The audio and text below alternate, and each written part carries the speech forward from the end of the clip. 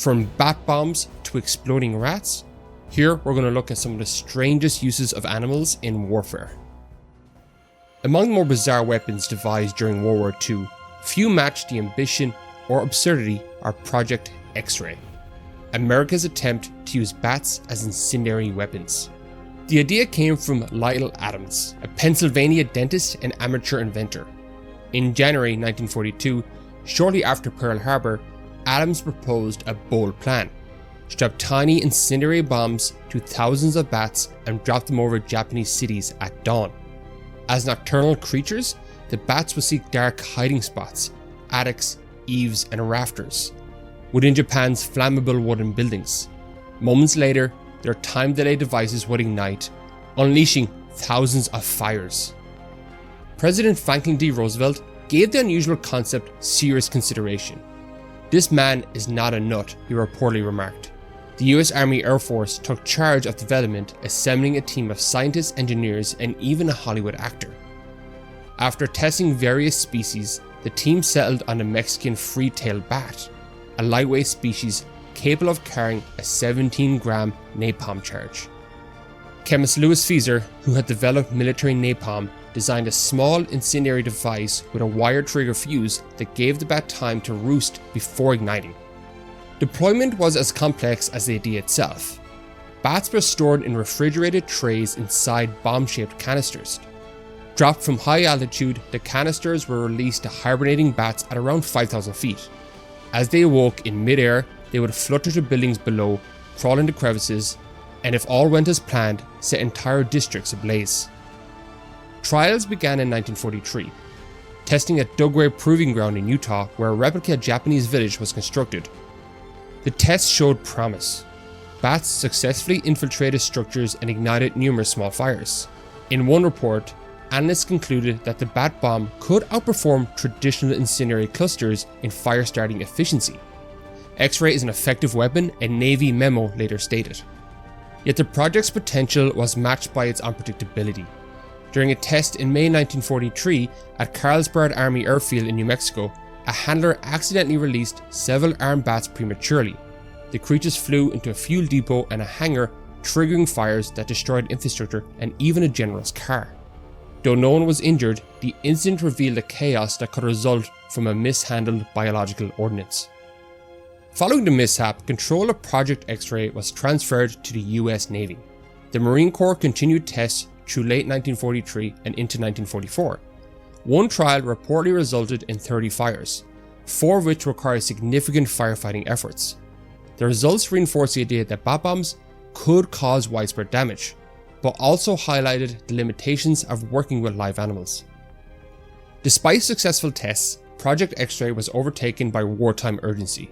With the Manhattan Project progressing rapidly, senior military officials grew impatient. When Fleet Admiral Ernest J. King learned that the bat bombs would not be combat ready before mid-1945, he ordered the project cancelled. By then, it had cost around $2 million, the equivalent of over $30 million today. Adams was disappointed. He believed that bat bomb could have crippled Japanese cities with far less human cost than the atomic bomb. Think of thousands of fires breaking out simultaneously over a circle of 40 miles in diameter, he later wrote. Test results did suggest that a single canister of bats could scatter wildly and ignite dozens, possibly hundreds of fires. But in the end, the bat bomb became another strange footnote in wartime history, a fusion of creative problem solving and military desperation. But bats weren't the only winged creatures being experimented with. Pigeons, long used as messengers in wartime, were now given another task: guiding missiles. Famed behaviorist B.F. Skinner proposed Project Pigeon in 1940 as a solution to the problem of accurately delivering bombs into enemy targets. At the time, electronic guidance was primitive, so Skinner envisioned an ingenious alternative: harness the superb vision and trainable pecking behavior of pigeons to direct a bomb in flight. Skinner received $25,000 grant from the US National Defense Research Committee to develop this idea, despite skepticism from military brass who found it wildly unorthodox. Undeterred, Skinner built a special bomb nose cone fitted with 3 small optical lenses on the front and a trio of pigeon-sized cockpits inside. A target image, for example the outline of an enemy ship, would be projected via the lenses onto screens in front of the pigeons. Each pigeon, having been rigorously trained through conditioning to recognize target images, would peck at the screen whenever the target drifted off-center. The screens were hinged to sensors, so that the pecking pressure in any direction would adjust the bomb's fins and nudge it back on course. In essence, the pigeons would continuously steer the glide bomb by committee, a living feedback system. In fact, Skinner planned to use 3 pigeons at once for redundancy. If at least 2 birds pecked in the same direction, the bomb's rudders would correct accordingly. Amazingly, laboratory tests showed promise. Skinner trained his pigeons to peck at target silhouettes, rewarding them with grain. One bird reportedly pecked more than 10,000 times in 45 minutes during training, a testament to their stamina and focus. In demonstrations, the pigeons could keep a moving image centered by pecking, suggesting that in theory, they could guide a bomb to its target. Yet for all its technical feasibility, Project Pigeon struggled to be taken seriously by wartime decision makers. US military remained highly skeptical that a pigeon's brain could be trusted over new electronic systems, and many saw the project as a frivolous distraction. As Skinner later lamented, our problem was that no one would take us seriously. By October 1944, with the invasion of Europe in full swing, the project's backers decided to pull the plug. A memorandum officially cancelled Project Pigeon on October 8, 1944, stating that further work would seriously delay other projects would have more immediate promise of combat application. Skinner's pet project was shelved without ever being used in combat. In hindsight, Project Pigeon was a remarkable case of lateral thinking. The pigeons essentially functioned as a living microprocessor, decades before digital computers or smart bombs existed. Skinner's experiment even earned a satirical honour in 2024, the Ig Nobel Prize, highlighting its mix of ingenuity and absurdity. Meanwhile, on the Eastern Front, the Soviets were deploying a far more brutal animal weapon on the battlefield, one that turned man's best friend into a living anti-tank mine. This grim program, developed under the pressure of Germany's 1941 invasion, involved training dogs to carry explosives beneath enemy tanks, detonating both the tank and the dog in the process. The idea was as cruel as it was desperate, born in a time when the Red Army was reeling under the weight of the Wehrmacht blitzkrieg. The groundwork had been laid in the 1930s when the Soviets established military dog training schools to prepare canines for various duties: messenger work, mine detection, and hauling supplies. But with German armour advancing rapidly across Soviet territory, military planners adapted the program into something far more radical. The hope was that if a dog could be trained to associate tanks with food, it might instinctively run beneath a vehicle where a bomb strapped to its back would detonate upon contact.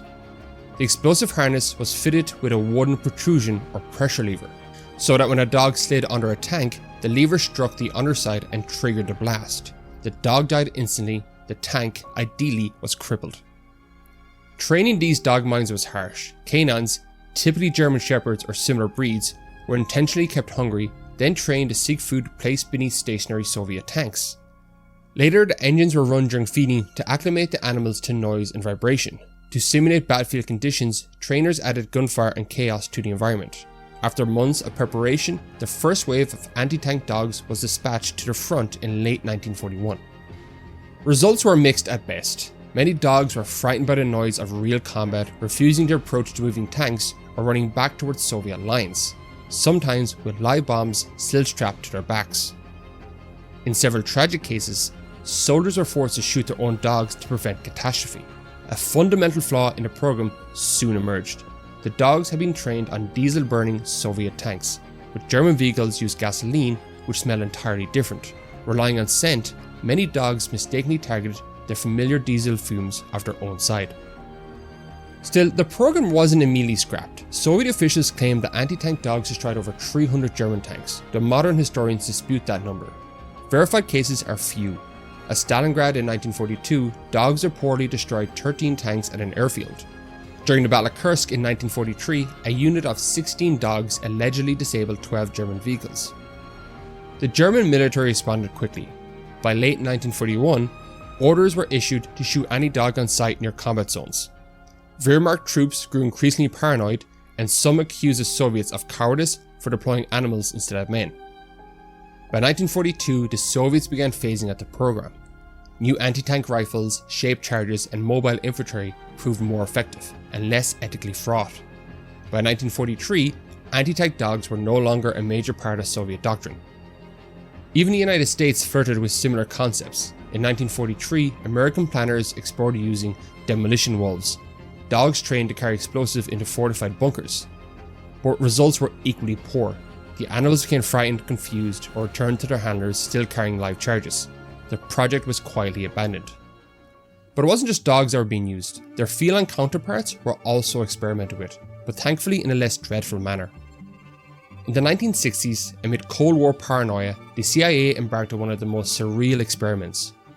Codenamed Acoustic Kitty, the top secret project aimed to transform an ordinary house cat into a living surveillance device.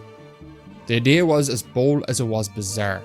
Surgically implant electronic spying equipment into a cat, then release it near Soviet officials to covertly record their conversation. In theory, the cat's inconspicuous presence would allow it to slip past suspicion, especially in public spaces where bugs or human agents couldn't operate discreetly. To make this work, CIA technicians conducted a series of invasive procedures.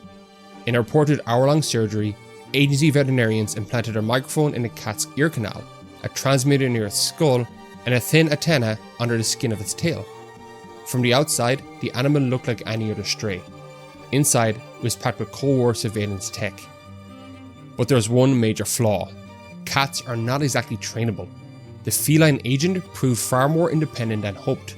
Instead of calmly approaching surveillance targets, the cat would meander into traffic, chase bugs, or hunt for food. In one instance, it simply wandered off to scavenge for dinner, ignoring all its training. Engineers even attempted a second surgery to reduce the cat's hunger drive, but the behavioral unpredictability persisted. After several years and an estimated $20 million spent, the CIA launched its first real-world test in Washington, D.C. The cat was released near a park bench where two men, believed to be Soviet officials, were seated. As the feline crept forward, it was reportedly struck and killed by a taxi, ending the mission before it began. The story, recounted by former CIA officer Victor Marchetti, became infamous. $1 million cat spy undone by a passing car. However, in later years, this dramatic account was called into question. In a 2013 interview, Robert Wallace, former director of CIA's Office of Technical Services, said the death by taxi anecdote had been a joke, not a factual account. According to Wallace, the cat survived the test but failed repeatedly to follow commands. It went wherever it liked, ignoring training and targets alike. Ultimately, the CIA concluded that the animal's behavior was too erratic for reliable espionage. Acoustic Kitty was eventually cancelled. Declassified documents released in 2001 confirmed the project's existence and its eventual failure. A CIA memo dryly noted that while the cats can be trained to move short distances, they were not suited for controlled intelligence missions. The high-tech feline was quietly retired, its gear removed, and if Wallace's version is to be believed, it lived out its days in peace. As we move down the food chain from dogs to cats, we now move on to rats and back to World War II, where British saboteurs in the Special Operations Executive, the SOE, turned dead rats into weapons. In 1941, SOE's labs conceived a grisly but clever plan. Pack the hollowed out carcasses of rodents with plastic explosives and a small pencil-timed fuse, then slip these lifeless bombs into German factories or locomotives. The idea was simple. Coal was scarce and boilers were vital, so a stoker discovering a dead rat among the coal would likely toss it into the furnace as a convenient disposal. The moment the rat hit the flames, the hidden charge would lie and detonate the bomb, damaging the boiler or wrecking the furnace. Implementing this unconventional plot required equal parts ingenuity and subterfuge. An SOE officer managed to procure 100 dead rats from a London medical supplier, posing as a university student in need of lab specimens. Skilled technicians then skinned and gutted the rodents, filled the limp skins with plastic explosives, and sewed them back together to appear like ordinary carcasses. A detonator and a safety fuse were inserted inside each rat, with a protruding tail acting as the time delay fuse housing. In practice, however, this rodent gambit never got the chance to go operational. The very first shipment of explosive rats was intercepted by the Germans, and the secret was blown along with the cover story. Though foiled, the discovery sent shockwaves through the German high command. They put the captured rat bombs on exhibit at military schools as a warning and promptly ordered exhaustive searches for more hidden rodent bombs. One SOE report noted that the scheme caused considerable trouble to the enemy, but not quite in the way that was intended. The Germans grew paranoid, suspecting that hundreds of explosive rats had been distributed across Europe, and expended valuable time and effort hunting a threat that never materialized beyond that first batch. Despite directly never killing anyone or blowing up any boiler, the exploding rat caper exemplified the out-of-box thinking of the SOE. Alongside other SOE inventions, the rodent bombs underscored that nothing was off limits in the art of sabotage. If you enjoyed this episode of The Odd Historian, please consider liking and subscribing, as it can really help the channel grow. And if you want to see if war elephants were effective, check out this video. See you next time.